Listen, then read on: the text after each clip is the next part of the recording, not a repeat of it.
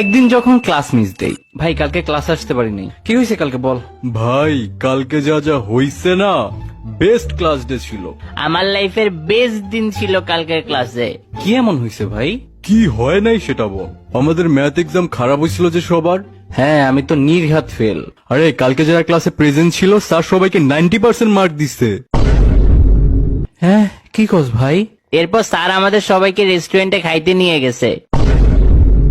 What ভাই, এত কিছু হয়েছে? সবে তো শুরু। এরপর স্যার ক্লাসে সবাইকে নিয়ে বক্সে গান ছেড়ে নাচানাচি করছে। স্যারও আমাদের সাথে নাচছে। ভাই আমি রাহাত স্যারকে হাসতেও দেখি নাই, আর উনি তোদের সাথে নাচছে। আরে এরপর কি হয়েছে শোন।